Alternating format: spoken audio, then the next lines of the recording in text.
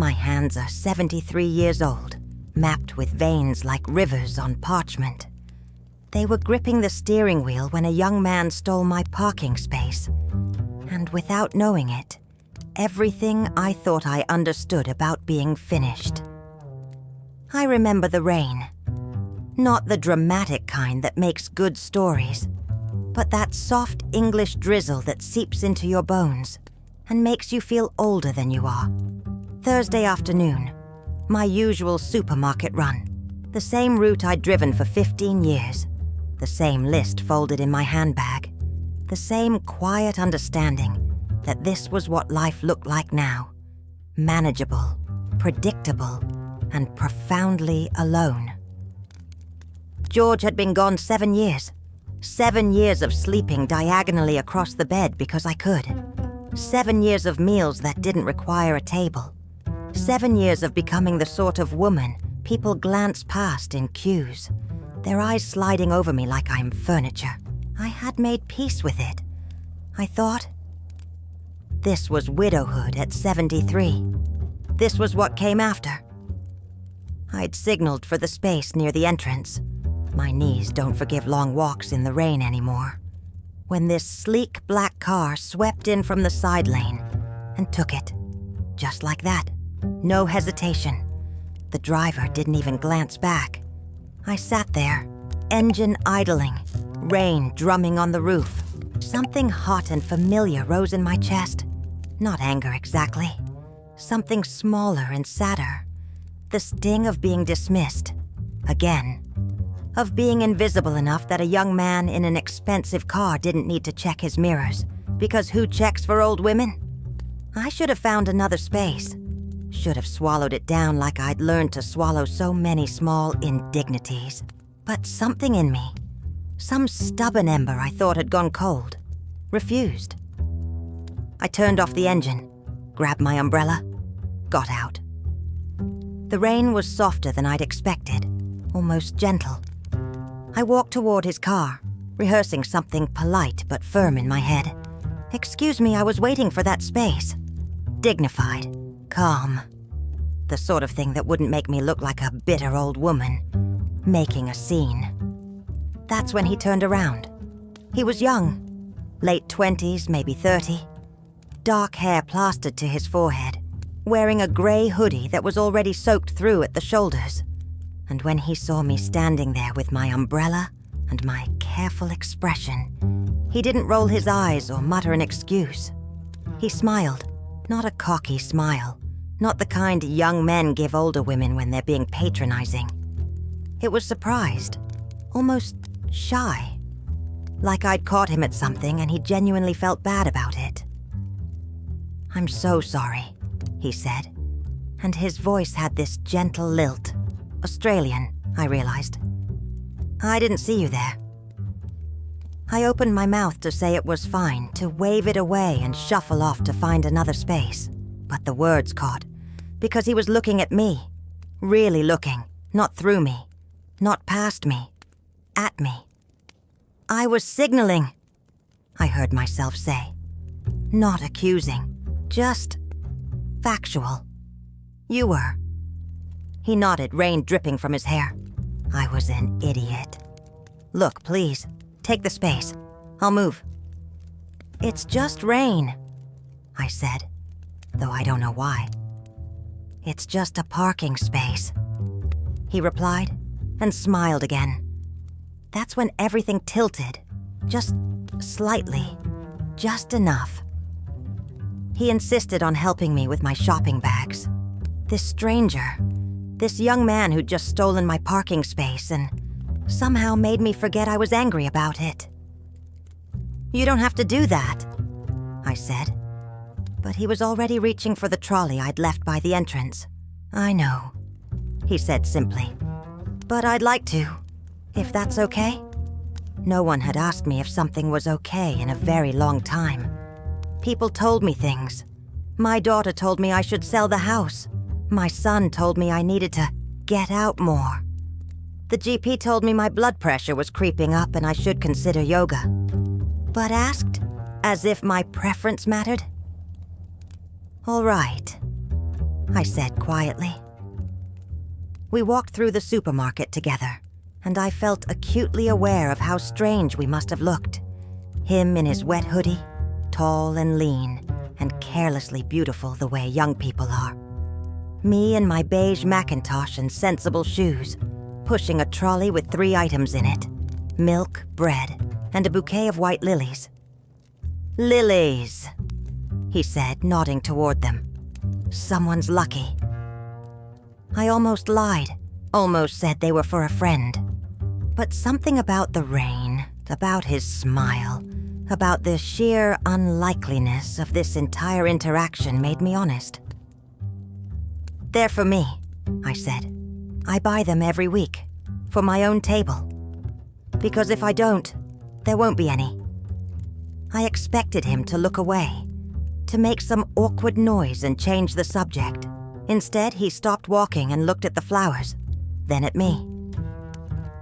"That's not sad," he said softly. "That's smart. Why should you wait for someone else to give you beautiful things?" Something in my chest loosened. Something I hadn't realized was clenched. We checked out in silence, a comfortable silence which was strange in itself. And when we walked back to the car park, the rain had eased to a fine mist. He carried my bags carefully, like they mattered. When we reached my car, the space I'd originally wanted was still empty. He'd parked 3 rows back. He placed the bags gently in my boot. Then he just stood there, hands in his pockets, looking uncertain for the first time. "I'm Ethan," he said. "Eleanor," I replied. "Eleanor?" He repeated it like he was tasting it. "That's a beautiful name. It's old-fashioned. It's elegant." We stood under my umbrella, rain misting around us. I should have said goodbye, should have thanked him, and driven home to my empty house and my lilies and my quiet Thursday evening. But I didn't. "You're not from here," I said instead. "Melbourne," he confirmed. "Just here for work. Was here for work. Contract ended last week. I'm supposed to fly back tomorrow, but..." He gestured vaguely at the gray sky. "Flight's delayed. 2 days. So I'm stuck in a strange country with wet shoes and nowhere particular to be." He laughed, but there was something lonely in it. Something I recognized. "That sounds frustrating," I said. "Honestly?" He looked at me again with those careful eyes. "Right now, in this moment, I'm not frustrated at all." The rain drummed softly on the umbrella. A car started somewhere behind us. Thursday afternoon sounds. Ordinary sounds. But nothing felt ordinary. "Can I ask you something, Eleanor?" he said quietly. I nodded. "Why do you wear your wedding ring on a chain instead of your finger?" My hand went instinctively to my chest, where the ring rested under my blouse against my sternum. How had he noticed? I swallowed. "I took it off 5 years ago, after my husband died, because it hurt too much to see it there, on my finger, reminding me he was gone. But I couldn't bear to put it away completely." "So you keep him close," Ethan said, "but not where it hurts." "Yes," I whispered. And this stranger, this beautiful young man in a car park in the rain, nodded like he understood perfectly. "My mom died when I was 19, he said. "I still talk to her, in my head, when things get heavy. Does that sound mad?" "No," I said, and meant it. "It sounds like love." He smiled, a real smile this time, reaching his eyes. "Would you like a coffee, Eleanor?" he asked. "To make up for stealing your parking space?" I should have said no. Should have driven home. Should have remembered I was 73, and he was young enough to be my grandson. And this was absurd. "Yes," I said. "I'd like that very much." The cafe across the road was one of those small places I'd walked past 100 times without ever going in, too cheerful, too full of young mothers with prams and university students with laptops. Not the sort of place for a woman who'd forgotten how to be anything other than alone. But I walked in with Ethan, and suddenly it felt different. Possible. He ordered a flat white. I asked for tea. Earl Grey, which made him smile for some reason I didn't understand. We sat by the window, rain streaking the glass, our table small enough that our knees almost touched. Almost. "Tell me something about yourself," he said, wrapping his hands around his cup. Something true. I looked at him. This stranger who'd appeared in my ordinary Thursday like a crack in the wall, letting light through. I could have said something safe, something surface. But his eyes were patient, genuinely curious, and I was so tired of being careful. "I used to have a garden," I said. "Roses, mostly. Pink ones. My husband George said they were ostentatious, but he helped me plant them anyway. Every Sunday morning for 3 years we worked in that garden together. It was our place, where we talked about real things. What happened to it?" "I let it die." The words came out flat, honest. "After George passed, I couldn't bear to look at it. All that beauty felt like a reproach, so I stopped watering, stopped weeding. By the end of the first year, it was just thorns and dead wood." Ethan didn't say he was sorry, didn't offer platitudes. He just listened, his thumb tracing the rim of his cup, and somehow that was better than any sympathy. "My mum had a garden," he said quietly. "In Melbourne. Gardenias. The smell was incredible. After she died, my dad tried to keep it going, but he didn't have the touch. Everything wilted. He felt terrible about it, like he'd failed her twice. Did he?" I asked. "Fail her?" "No." Ethan looked up, his eyes dark and certain. "He just couldn't do it alone. Some things aren't meant to be solitary." The words hung between us, delicate and weighted. I took a sip of my tea, which had gone lukewarm. "My children think I should sell the house, move into one of those retirement communities. Bridge clubs and book circles and organized activities." I tried to smile. "They mean well. But I'm not ready to be warehoused." The bitterness surprised me. "I'm not ready to spend my remaining years pretending to be interested in other people's grandchildren while we all wait politely to die." "You're angry," Ethan said. "Not a question. I'm tired," I corrected, "of being invisible, of being..." I gestured vaguely at myself.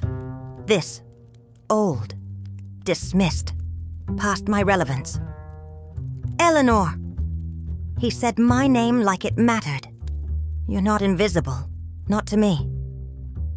Something hot pressed behind my eyes. I looked away toward the window, where a young couple was laughing under a shared umbrella. They couldn't have been more than 25. The world still belonged to them. "You're kind," I said, "but you don't have to." "I'm not being kind." His voice was firm now, insistent. "I'm being honest. Do you know what I saw when I turned around in that car park?" I shook my head. A woman with fire in her eyes, standing in the rain with her umbrella like a sword, ready to tell me off for being rude. Someone who still cared enough to fight for a parking space, who still bought herself flowers because she understood that beauty matters, even when you're alone. He leaned forward slightly. "Someone alive, Eleanor. Furiously, stubbornly alive." A tear slipped down my cheek before I could stop it. Just one. But it was enough. He reached across the table and brushed it away with his thumb. The touch was so gentle, so careful, that something inside me cracked open. Not desire. Though God forgive me, I noticed the warmth of his hand, the tenderness in his eyes. It was something deeper, something I'd forgotten existed. Being seen, being valued, being touched with reverence instead of pity. "Thank you," I whispered. "For what?" "For not looking away." He smiled, soft, real. I couldn't if I tried. Outside, the rain had stopped, but neither of us moved to leave. We talked for almost 2 hours. I don't remember all of it. The specific words blur together now. But I remember how it felt. Like breathing after being underwater. Like remembering a language I'd forgotten I spoke. He told me about his work, designing interfaces for apps I'd never heard of. About how he'd taken the contract in England, hoping it would cure the restlessness he'd felt since his mother died. But instead, it had just transplanted his loneliness to a different country. I told him about George. Really told him. Not the sanitized version I gave my children, or the brave face I showed the neighbors. I told him how George used to leave post-it notes on the bathroom mirror with terrible jokes, just to make me laugh while I brushed my teeth. How he'd developed dementia in his final 2 years and sometimes didn't know who I was, but still reached for my hand like muscle memory. How I'd held that hand when he died and felt the exact moment the world became a colder place. "You still love him," Ethan said. Not a question, a recognition. "I'll always love him." I touched the chain at my neck. But I miss being loved back. I miss mattering to someone. Is that terrible? It's human. When we finally stood to leave, my legs had gone stiff from sitting. I stumbled slightly, and Ethan's hand was there instantly, steadying my elbow. The touch sent a shock through me. Not unpleasant, but startling. I couldn't remember the last time someone had touched me with care rather than clinical efficiency. We walked out into the late afternoon. The rain had scrubbed everything clean, and the light had that golden quality that makes England almost beautiful. We stood on the pavement, neither of us quite ready to say goodbye. "I live near here," I heard myself say. "There's a park. It's lovely after the rain, if you're still stranded with nowhere to be." What was I doing? Inviting a strange man, a young strange man, to walk with me. But he smiled like I'd offered him something precious. "I'd love that, Eleanor." We walked to Thornfield Park, the one I'd driven past every week on my way to the supermarket, but hadn't actually entered in years. The paths were wet, the benches too damp to sit on, but the trees dripped with rainwater like chandeliers, and the air smelled of earth and possibility. Ethan walked beside me, matching his pace to mine without making it obvious. We talked about small things. The ducks on the pond, the Victorian bandstand that needed restoration, his terrible attempts at cooking since moving to England. Easy things, comfortable things. Then he asked, "What would you do, Eleanor, if you weren't afraid?" I stopped walking, looked at him. Of what? Of anything. Of judgment, of being foolish, of being hurt. If you could just be, what would you do? No one had asked me that in 50 years. Maybe ever. I swallowed. I'd travel. I always wanted to see Venice. George promised we'd go when he retired, but then he got sick and I'd learn to paint. I'd wear red lipstick again. I'd stop apologizing for taking up space. My voice cracked. I'd stop waiting for permission to still want things. Ethan was quiet for a moment, watching me with those careful eyes. "Then why don't you?" "Because I'm 73 years old," I said, and it came out sharp, defensive. "Because the world doesn't want to see old women in red lipstick wanting things. Because it's easier to be invisible than to be ridiculous." "Who told you that?" "Everyone. The magazines, the television. My own children, with their worried looks and their gentle suggestions that I slow down. The world told me, Ethan, and I listened. He stepped closer, not invading my space, but closing the distance between us. Then maybe, he said softly, it's time to stop listening. The late sun caught his face, made his eyes almost amber, and I felt something I hadn't felt in decades. Not just seen, not just heard, wanted. The possibility of being wanted. I don't want this afternoon to end here, Eleanor, he said, my heart hammered against my ribs. That old, tired heart that I'd thought had forgotten how to race. Neither do I whispered. And just like that, everything changed. I did something I never do. I invited him home. The words came out before I could interrogate them, before I could catalog all the reasons it was inappropriate or strange or potentially dangerous. Would you like to come back to mine for dinner? It's nothing fancy, just... I'd love to, he said, before I could finish building my escape route. The drive back was quiet.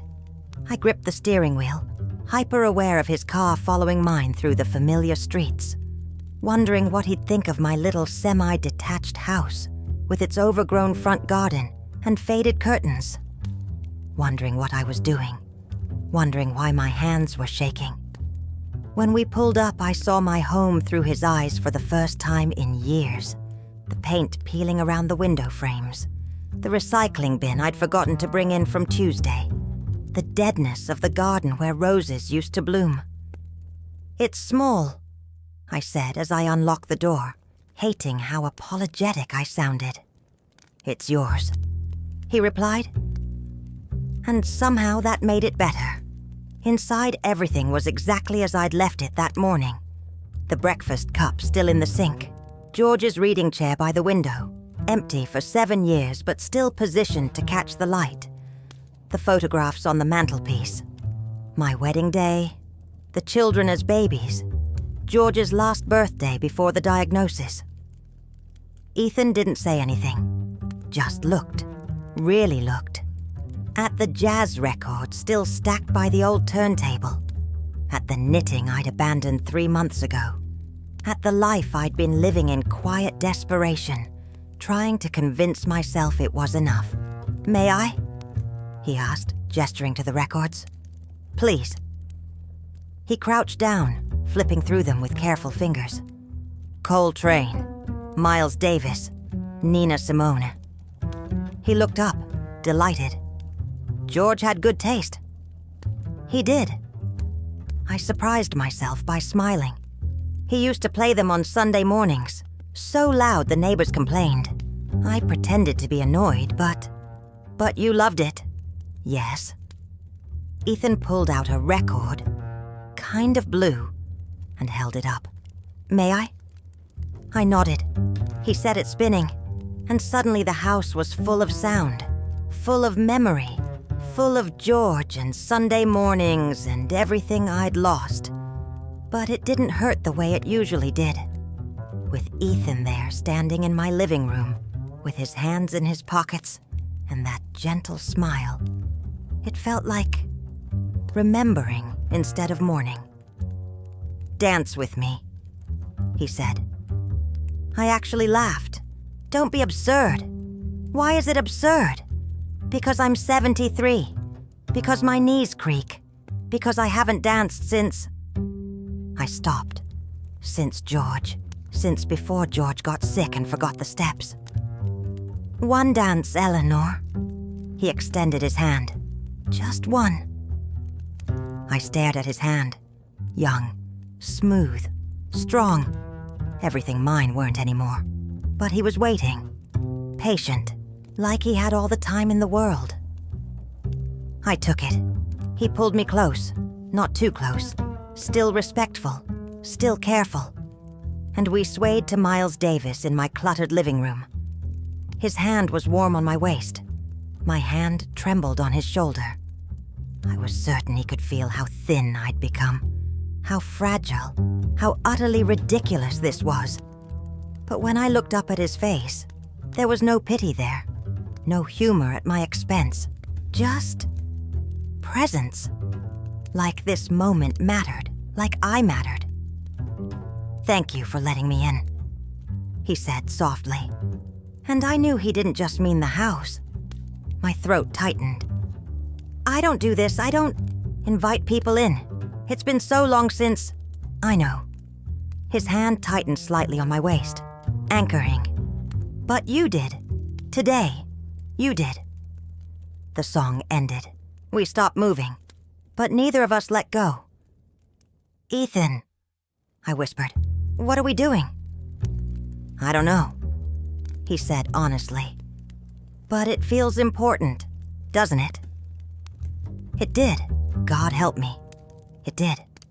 This impossible afternoon, with this impossible man who saw me as something other than old, other than finished, other than invisible. "I'm scared," I admitted. "Of what?" "Of this being real. Of this not being real. Of wanting something I have no right to want." He lifted his hand from my waist and touched my face, cupped my cheek with such tenderness that I felt tears building again. "Eleanor," he said, "you have every right." And then he leaned down, slowly. So slowly I had time to pull away, time to stop this, time to be sensible, and kissed me. His lips were soft, careful, asking, not taking. And God forgive me, I kissed him back. Kissed him like I was still a woman who deserved to be kissed. Like I was brave. Like I was allowed. When we broke apart, I was trembling. He rested his forehead against mine, and we stood there under the hallway light, breathing the same air, both terrified and exhilarated. "Stay," I whispered. "Just for dinner. Just for a little longer." "Okay," he said, "okay." But we both knew I was asking for more than dinner. We cooked dinner together. Badly. Pasta that stuck to the pan and sauce from a jar that I pretended was homemade. Until Ethan found the empty container in the bin, and we both laughed until I cried. We ate at the kitchen table, the one I usually avoided because it was too big for one person. We drank wine, not much. Just enough to blur the edges of propriety. He told me about his childhood in Melbourne, how his mother used to make him Vegemite sandwiches cut into dinosaur shapes. I told him about the first time I'd met George, at a bus stop in the rain, both of us arguing about who should take the last seat. "You've been in love before," Ethan said. Not a question, an observation, deeply. I touched my necklace, completely. The kind of love that makes you who you are. "And you think that was your only chance?" I looked at him across the table. This beautiful, impossible man who'd wandered into my ordinary Thursday and turned it into something I didn't have words for. "I thought I'd used up my ration," I admitted. That love at my age was undignified, foolish, something to feel embarrassed about, like refusing to age gracefully. "And now?" "Now I don't know what I think." He reached across and took my hand. His thumb traced circles on my palm, and I felt it everywhere. "Can I tell you what I think?" I nodded. I think the world is full of people who have decided that wanting things is for the young. That passion has an expiration date. That at some arbitrary number, 50, 60, 70, you're supposed to just stop. Stop desiring. Stop hoping. Stop reaching for beautiful things. His eyes were fierce now. But I think that's the biggest lie we've ever been sold. "Ethan, you're not too old to want, Eleanor. You're not too old to be wanted." The words hit me like a physical thing. I pulled my hand away, stood up, paced to the window. Outside, the street was dark, ordinary. My reflection stared back at me. A 73-year-old woman in a cardigan and sensible trousers, lines around her eyes, spots on her hands, everything that advertised my obsolescence. "Look at me," I said, voice cracking. Really look. I'm not what you think I am. I'm old, Ethan. My body is failing in small ways every day. My skin is loose. My hands shake. I take pills every morning just to keep going. In 10 years, I might not remember your name. He came up behind me. Didn't touch me, but I could feel his warmth. I am looking, he said quietly. I see a woman who still buys herself flowers, who still gets angry about parking spaces, who danced with me in her living room even though she was terrified, who let me in, really in, when it would have been easier to stay safe behind her walls. He paused. I see someone extraordinary, and if you can't see that, then I'll keep reminding you until you do. I turned, tears streaming down my face now, and I didn't even care. I leave in 2 days, he said, back to Melbourne, and maybe this is just a moment. A strange, beautiful moment that we'll both remember but never repeat. Or maybe... He swallowed hard. Maybe we find a way. I don't know. But I know that today, right now, this matters. You matter. This is insane, I whispered. Probably. People will think I'm pathetic, a desperate old woman clinging to a young man's pity. Do you think that's what this is? His voice was gentle but firm. Pity? I looked at him. Really looked. At the vulnerability in his eyes, the way his hands were trembling slightly, the raw honesty in his face. This wasn't pity. Whatever this was, it was mutual. It was real. No, I admitted. Then who cares what people think? He stepped closer, close enough that I could see the flecks of gold in his brown eyes. Eleanor, I'm not asking you for forever. I'm not asking you to be someone you're not. I'm just asking, can we have this? These 2 days? Can we be honest and messy and brave together? Can we pretend, just for a little while, that the rules don't apply? Every sensible part of me screamed no. Screamed that this would hurt later, that I was being foolish, that I should protect myself. But I was so tired of being sensible, so tired of protecting myself from living. Yes, I heard myself say. Yes. He kissed me again, deeper this time, and I let myself fall into it, into him, into this impossible thing. With all my old, tired, desperately alive heart, we spent that night talking, just talking. On the sofa, under the throw blanket George's mother had made 40 years ago, drinking tea gone cold, sharing pieces of ourselves until dawn started graying the windows. And when he finally left as the sun was rising, he kissed my forehead and whispered, "I'll be back tomorrow, if you want me to be." "I want you to be," I said. And I meant it. God help me, I meant it. He came back the next day, just as he'd promised. We walked through the park again. We sat in my garden, that dead, forgotten garden. And he told me it wasn't too late to bring it back to life. We made lunch. We laughed. We existed in a small, perfect bubble where age didn't matter, and geography didn't matter, and tomorrow didn't exist. Until my daughter called. I was in the kitchen washing dishes while Ethan dried. Domestic. Easy. Like we'd done this 1,000 times. When my phone rang, I almost didn't answer.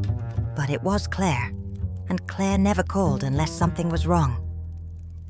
"Mum, are you all right? You didn't answer yesterday when I rang." "I'm fine, darling. I was just... out." "Out?" She sounded surprised. Suspicious, even. "Out where?" I glanced at Ethan, who'd politely moved into the living room to give me privacy. "Just the park. Shopping. You know? Mum, I've been thinking about what we discussed. The retirement community in Ashford. They have a spot opening up in March, and I really think... Claire, I don't want to talk about this now. But Mum, you can't stay in that house forever. It's too big. You're isolated. What if something happens? What if you fall and no one finds you for days? I closed my eyes, felt the familiar weight of her worry pressing down on me, well-meaning, suffocating. I'm managing perfectly well. Are you? A pause. Because Dad's been gone 7 years, and you still act like he's coming back. You haven't moved on, Mum. You haven't lived. The irony was almost funny. If only she knew. If only she could see Ethan in my living room, looking at George's records, existing in a space that was supposed to be frozen in grief. But I couldn't tell her. How could I? How could I explain that I'd met someone? That he was 29? That he'd made me feel alive again in ways I didn't know I needed? She'd think I was confused, vulnerable, being taken advantage of. She'd worry and fuss and try to fix it, because that's what daughters do when their mothers stop behaving like proper widows. I have to go, Claire. Mum, I love you, but I have to go. I hung up, stood there in my kitchen, gripping the edge of the sink, feeling the bubble beginning to crack. Ethan appeared in the doorway. Everything okay? My daughter. I tried to smile, failed. She thinks I need to be in a home, managed, safe. What do you think? I looked at him.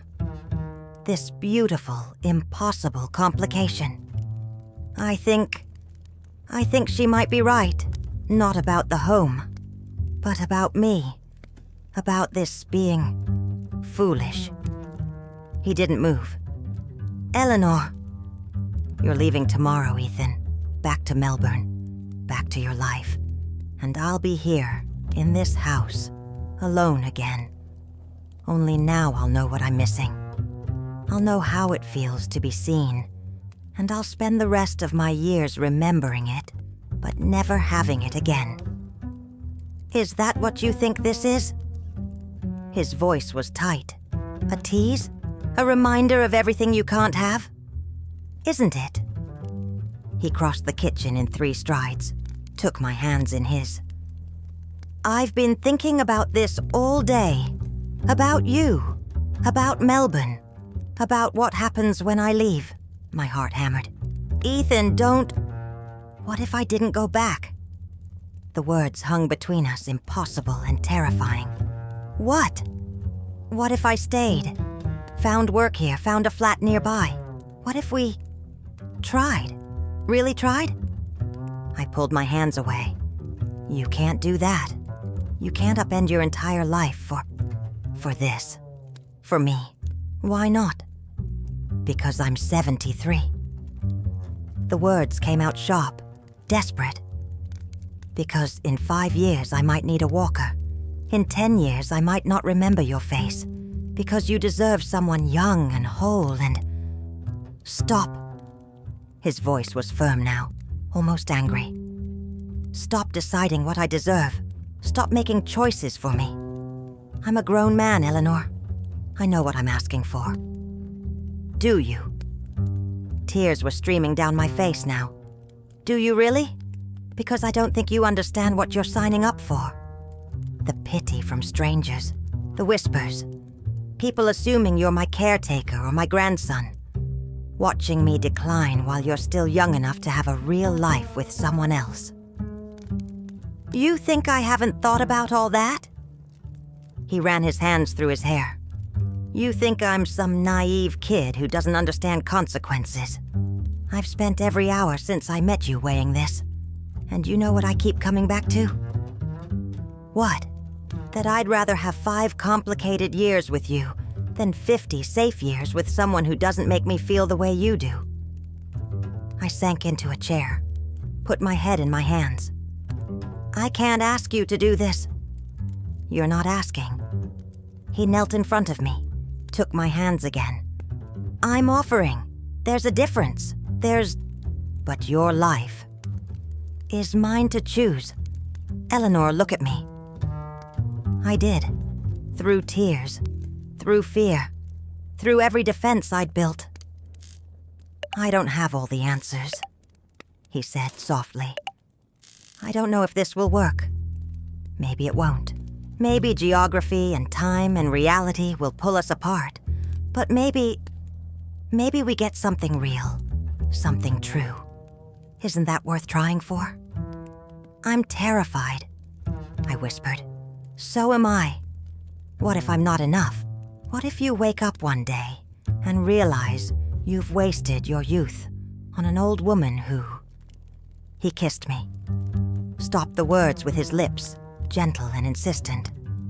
When he pulled back, his eyes were wet too. You're not a waste, Eleanor. You're the least wasteful thing that's ever happened to me. He didn't stay in England. Not permanently.